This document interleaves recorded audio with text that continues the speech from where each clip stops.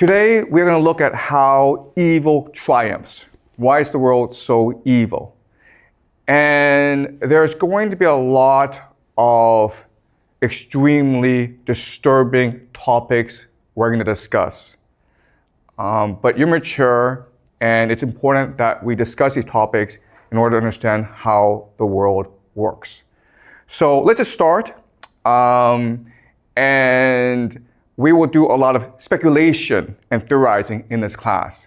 So do not take this as gospel. Do not believe this is the truth. The entire point of this class is to help you develop the theories and the ideas to better understand the world. These are tools. Okay, this is not truth. These are tools. All right. So the first question I have for you is, what is happening in Israel?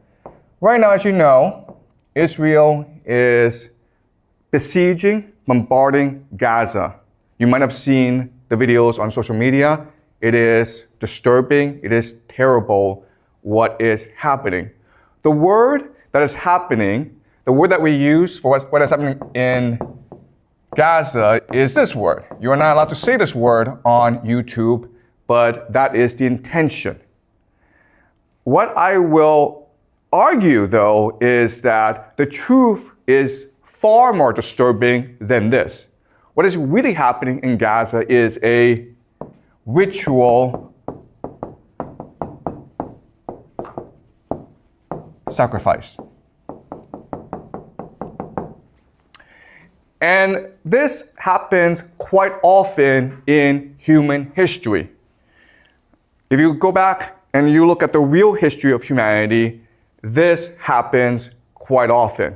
Some of the most famous examples are the Aztecs.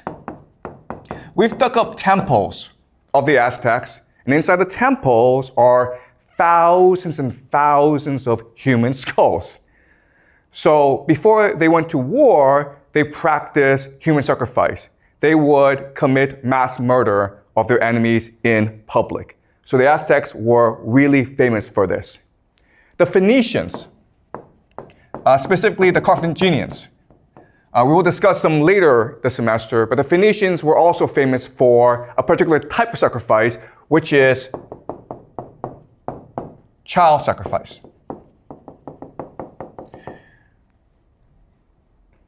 The Romans wrote histories insulting the Phoenicians for practicing this sort of sacrifice. But the Romans themselves practiced human sacrifice.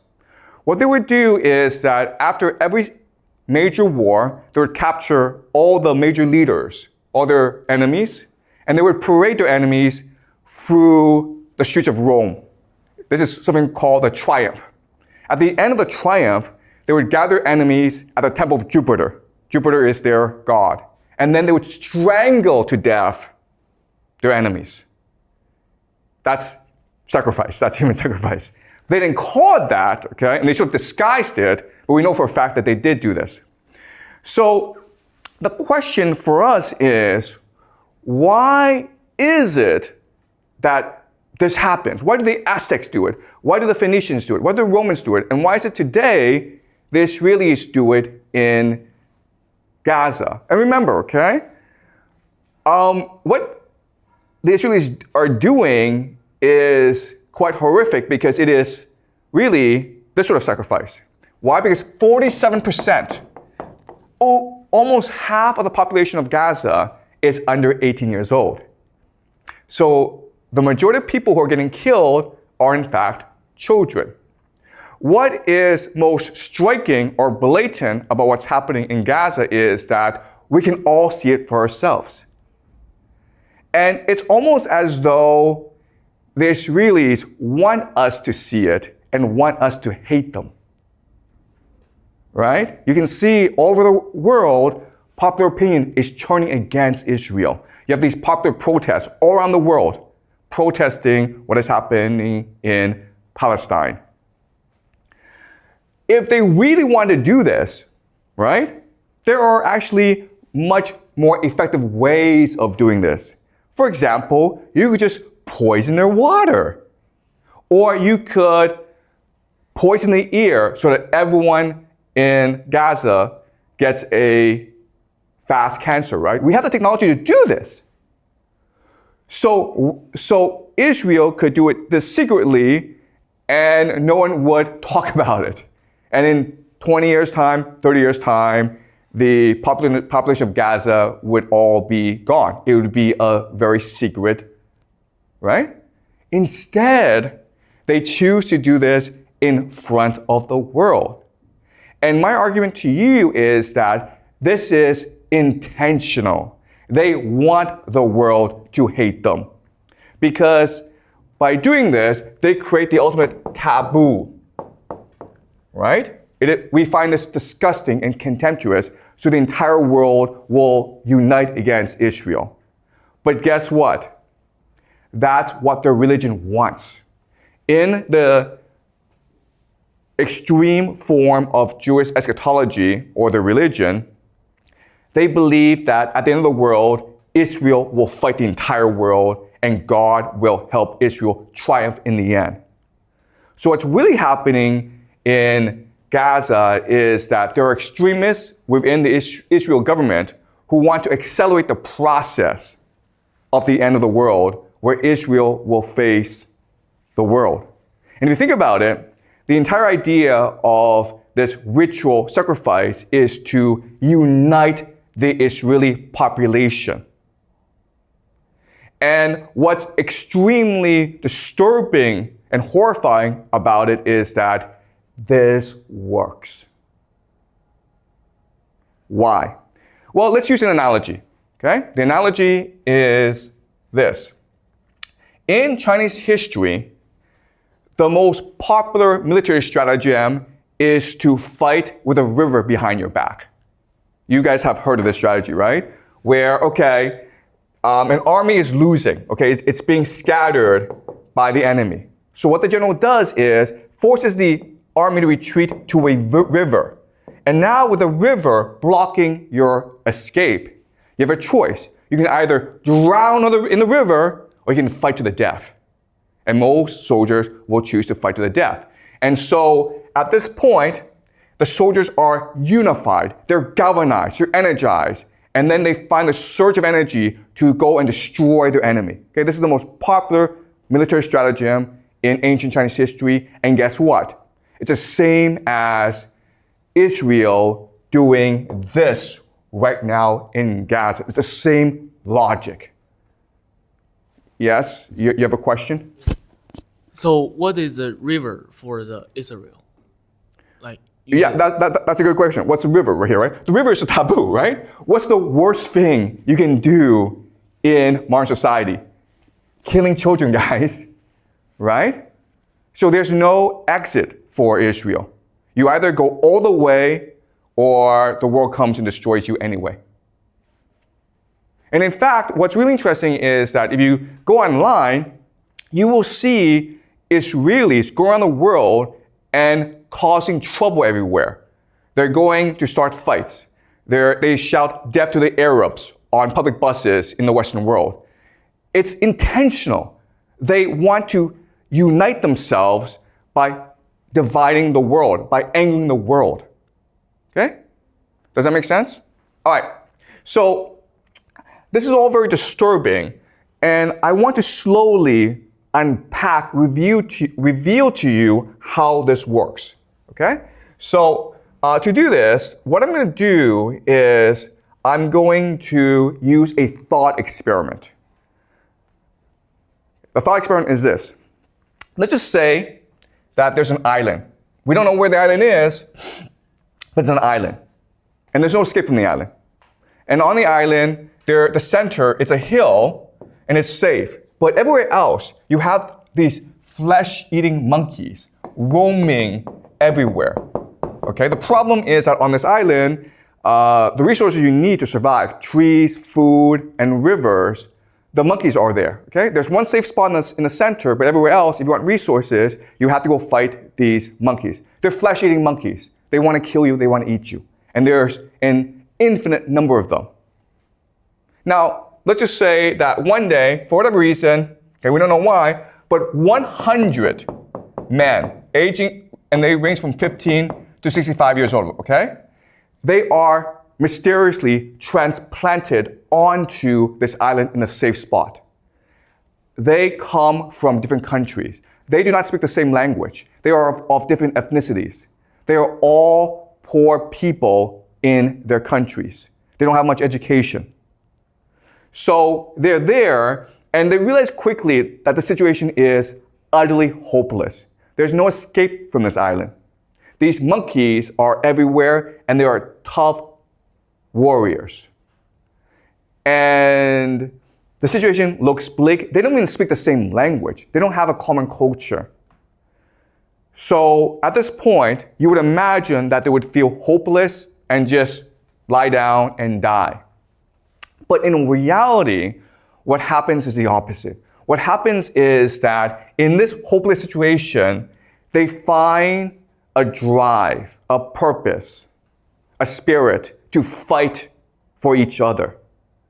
And what will happen really quickly, okay, and this is really interesting, is the first thing that they will do is they will develop a common language. They don't speak the same language. Some speak Chinese, some speak English, some speak Spanish, some speak Russian, doesn't matter.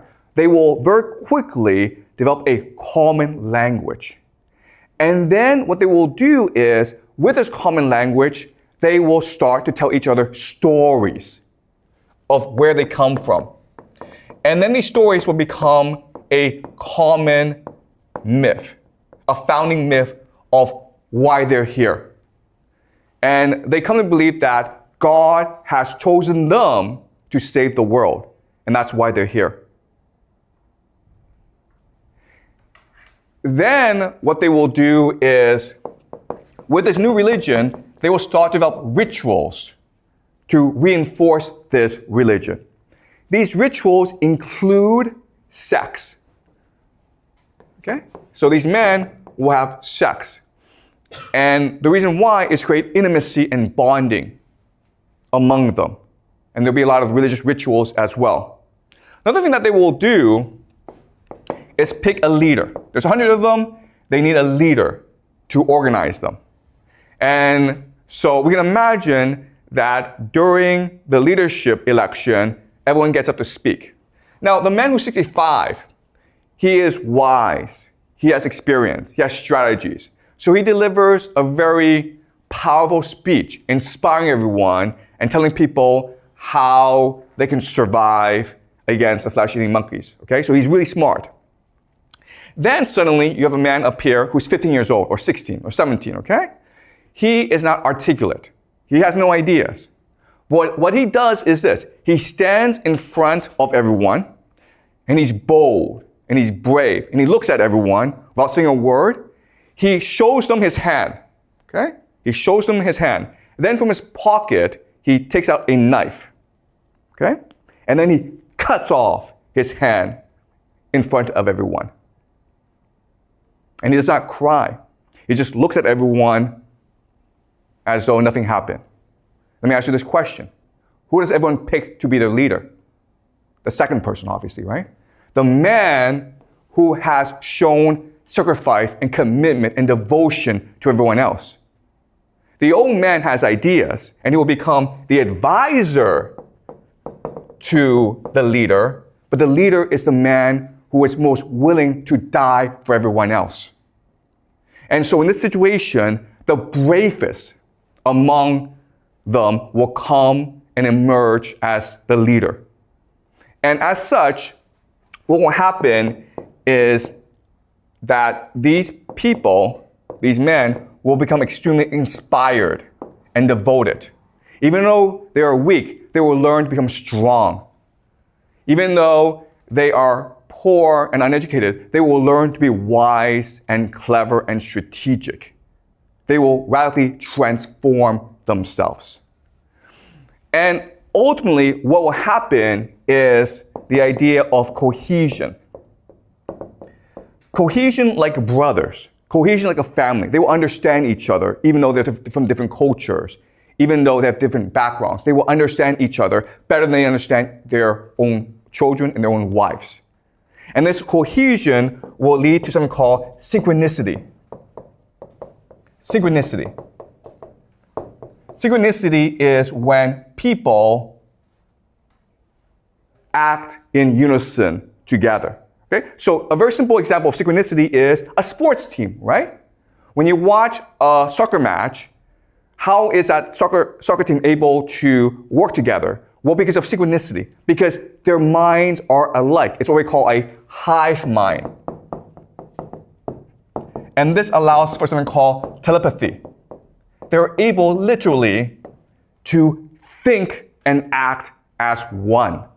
So let me give an example of this. Let's just say these men, they're sleeping, but one of them wanders off to collect wood. And then he's attacked by monkeys. It doesn't matter if he screams because he's too far away. Would his comrades know that he's in danger? They would. Okay? And the example here is, let's just say you're a mother and you have children, okay? And one of them goes off to France on a vacation. But then while he's in France, he gets hit by a car and he's hospitalized. Would you as a mother know that your son is in danger? Would you feel it? He hasn't called you, you don't know about this, but in your heart, would you know it? The answer is yes, you would know it. You would feel something is wrong. You would get on the phone and try to call your son. You can't reach your son, you would call the police, okay? You don't know what's happening, but something in your heart is telling you, I need to get in touch with my son.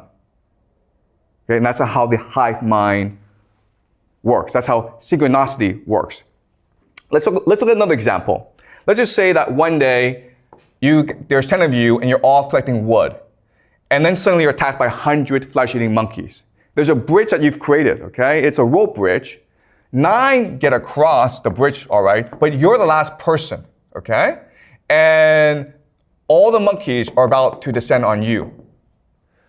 And you know that if the monkeys get across, your comrades are dead. So what do you do in this situation? Yeah, you cut the rope, okay? You die. You didn't think about it. You just kill yourself because what matters is not your life. What matters is the family. What matters is the team. And we know about this because in war, what often happens is in trench warfare, the enemy will throw a grenade into the trench, right? There's not enough time to pick up that grenade and throw it away. So what soldiers do is they will jump on the grenade and absorb the explosion, thus killing himself. It happens instantaneously. No one thinks about it. You just do it because what matters is saving your comrades. And this is what happens. Okay? A synchronicity develops where it's almost as though you're able to read each other's minds. And they keep on doing this for like 10, 20 years. And then suddenly, okay, let's continue a thought experiment. Suddenly, you are transported back to the real world as though nothing happened. But you have memories of what happened. Okay, does that make sense? Okay, you've experienced 20 years of hell on Monkey Island. You've developed the capacity to work together. You have a hive mind. You're really energized. You're really inspired. You're really driven. You have a new religion all to yourself. Now, suddenly, you're all transported back to your real world, your old life. Okay? Now what would happen? Well, what would happen is that the 100 of you would want to come together again, right? And you would share your experience, your rituals, your religion with your children and your grandchildren. And quickly, over time, what will happen is that you guys will conquer the world. You will become the secret elite. The world is yours. There may be presidents, there may be famous people, but secretly, you're the ones who are in control. Your children, your grandchildren, your great-grandchildren will inherit this legacy, and they are the ones who truly control power in the world. Does that make sense? All right. Yeah, question here. When the time, if this person really transferred back to the reality, what if that time already have a leader that like you are just a peasant, but not a leader? Okay, yeah, that's a good question. I've already told you this, okay? On the surface, there are leaders, but the real power are you guys, okay? And I'll explain why, all right? Now, what's also interesting is that while you're on this island, you will develop certain rituals that are very strange, but are important if you want to maintain unity, okay? So for example, one strange ritual is the funeral ritual.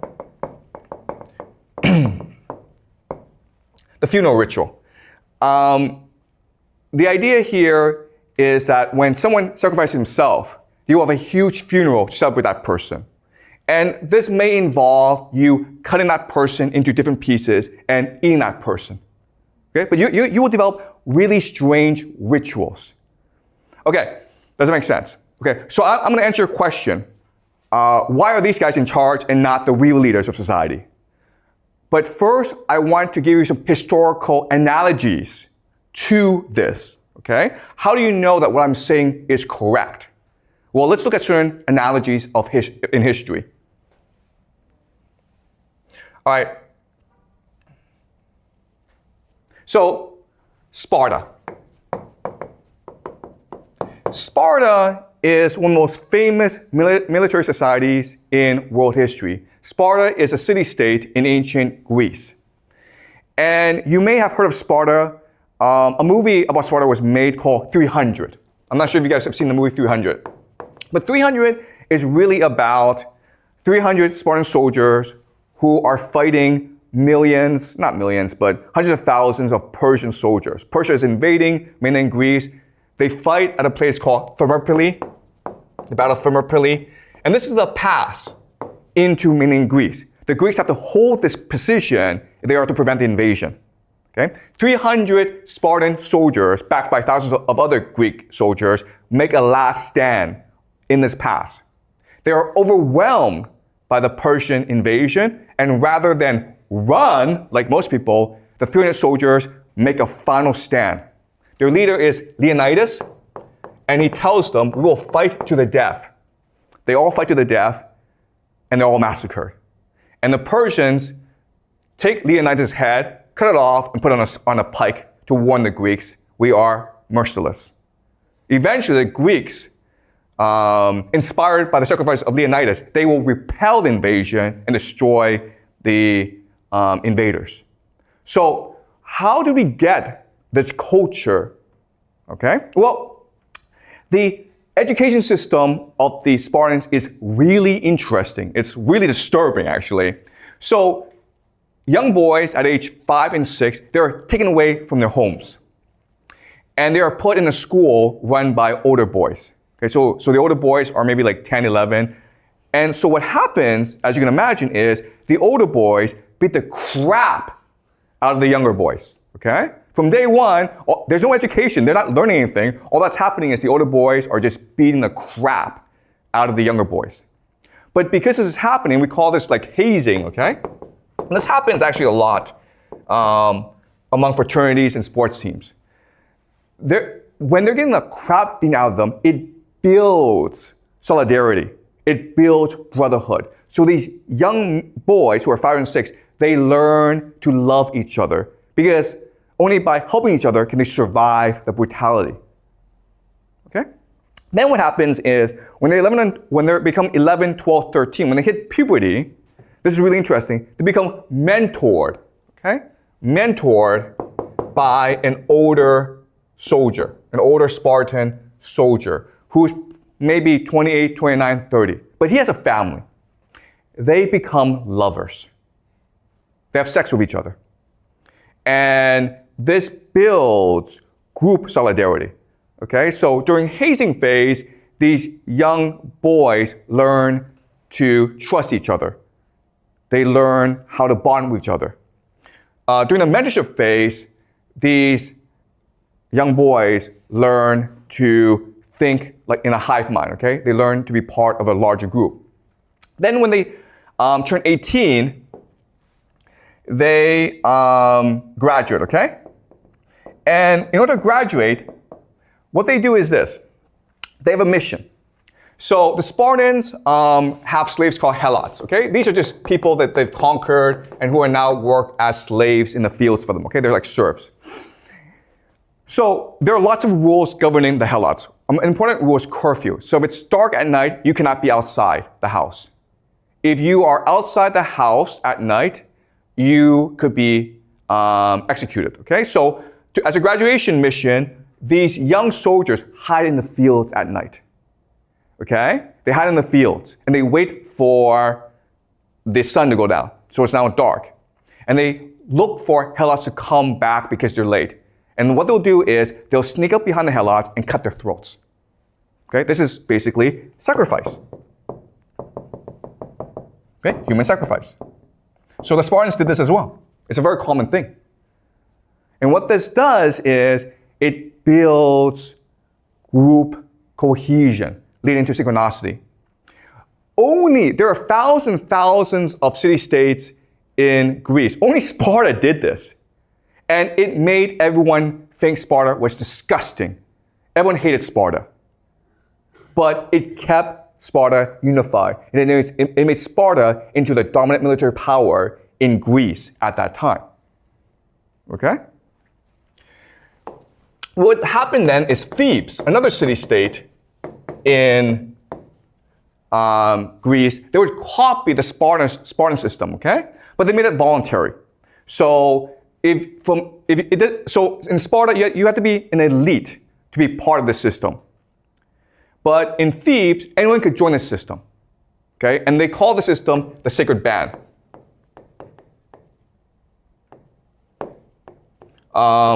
Of 300 soldiers. And they were, again, lovers, okay? But this is really important for you guys to understand.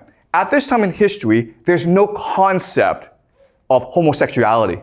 It was perfectly permissible. No one cared if you had sex with men or animals or whatever, okay? It was not a big deal. This comes much later in modern times. Back then, homosexuality was not considered a concept. Okay, if you're out in the field, if you're out at war for like years and years and there's no woman around, you're going to have sex with other men. It's a very natural thing to do. Okay, it doesn't mean you're homosexual, okay? So the sacred band of Thebes became the dominant military power after Sparta. Okay, it's called the sacred band. And they were like the vanguard. They were the spearhead. They would be the first in battle. And they were so ferocious that their enemies would run away. Okay? Then what happened is that Macedonia would copy the Theban system. Who's the most famous Macedonian in the world? Do you guys know? Which Macedonian is the most famous ever in human history? You know the name, but you may not know he's Macedonian. Alexander the Great, okay? His father is Philip II. Philip II is the one that actually built the greatest army in the world, the Macedonian army. And it was Alexander the Great, his son, who would take this army and conquer Persia. Okay, we'll learn this later on. But Philip II learned all this from Thebes. And at first, Macedonia and Thebes were allies, but Philip II was very ambitious. So then he wanted to conquer all of mainland Greece. And in 338 BCE, at the Battle of Xueqin, Macedonia fought against the combined might of Thebes and Athens. And Macedonia destroyed Thebes and Athens, okay? Because Macedonia basically copied the system from Sparta and Thebes. At this point, Macedonia should have destroyed the entire Theban and Athenian army. But when all was lost, the sacred band, they stood in the middle of the field and they blocked the advance of the Macedonian charge so that everyone could escape back into the cities. They did not fear death. They welcomed death. Okay? For them, what mattered was honor and sacrifice. And that's how you create the greatest army in the world. Okay? Does that make sense? So